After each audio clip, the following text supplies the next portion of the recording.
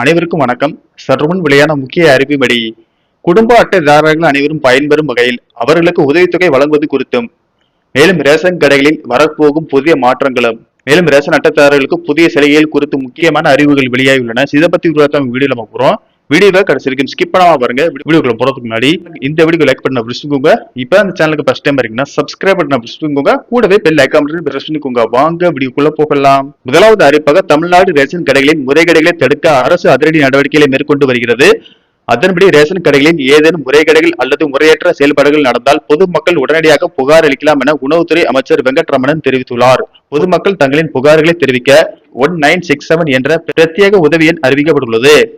Ration கடை ஊழியர்கள் அனைவரும் பொதுமக்களுக்கு சரியான இடையில் தரமான பொருட்களை வழங்குவதோடு மிக கவனமாக பணியாற்ற வேண்டும் என்றும் அமைச்சர் அறிவுறுத்தியுள்ளார். தவறு செய்யும் ஊழியர்கள் மீது உடனடியான சட்ட நடவடிக்கைகள் எடுக்கப்படும் என்றும் அரசு எச்சரித்துள்ளது. அடுத்த அறிவிப்பாக தமிழகத்தில் உள்ள பொது விநியோக திட்ட நியாய விலைக் கடைகளில் பொதுமக்களுக்கு வழங்கப்படும் அத்தியாவசிய பொருட்கள் சரியான இடையில் கிடைப்பதை உறுதி செய்ய நுகர்வோர் பாதுகாப்பு மற்றும் உணவுப் பொருள் வழங்கல் துறை புதிய உத்தரவை பிறப்பித்துள்ளது. இதன்படி கடைகளில் பயன்படுத்தப்படும் மின்னணு தராசுகளில் எடையை காட்டும் இருபுற டிஸ்பிளே வசதியும் எவ்வித பழுதுமின்றி தெளிவாக செயல்படுகிறதா என்பதை பணியாளர்கள் நாள்தோறும் கட்டாயம் சரிபார்க்க வேண்டும் என அறிவுறுத்தப்பட்டுள்ளது. அறிவிப்பாக தமிழகத்தில் மகளிர் உரிமைத்தொகை திட்டத்தின் கீழ் மாதம் குடும்ப தலைவிகளின் வங்கிக் கணக்கில் உரிமைத்தொகை செலுத்தப்பட்டு வருகிறது.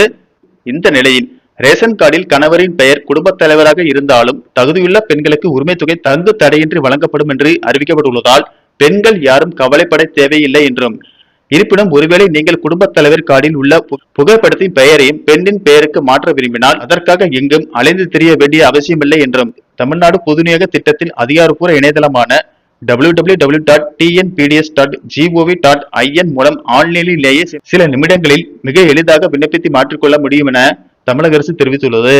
அடுத்த அறிவிப்பாக முதியோர்கள் மற்றும் மாற்றுத்திறனாளிகளின் நலனை கருத்தில் கொண்டு அவர்கள் ரேஷன் கடைகளுக்கு அலைவதை தவிர்க்கும் பொருட்டு அவர்களின் வீடுகளுக்கு சென்று ரேஷன் பொருட்கள் வழங்க தமிழக அரசு உத்தரவு பிறப்பித்துள்ளது. அதன்படி மாதம் 2 மற்றும் 3ஆம் தேதிகளில் முதியோர்கள் மற்றும் மாற்றுத்திறனாளிகளின் வீடுகளுக்கு சென்று ரேஷன் பொருட்கள் வழங்கப்படும் என தமிழக அரசு அறிவித்துள்ளது. அடுத்த அறிவிப்பாக ரேஷன் கார்டு அடிப்படையில் குடும்பத் தலைவிகளுக்கு மாதம் மகளிர் உரிமைத்தொகை வழங்கப்பட்டு வருகிறது. இந்த நிலையில் புதிய ரேஷன் கார்டு விண்ணப்பித்தவர்களுக்கு உடனடியாக ரேஷன் கார்டுகளை வழங்க தமிழக அரசு உத்தரவு பிறப்பித்துள்ளது.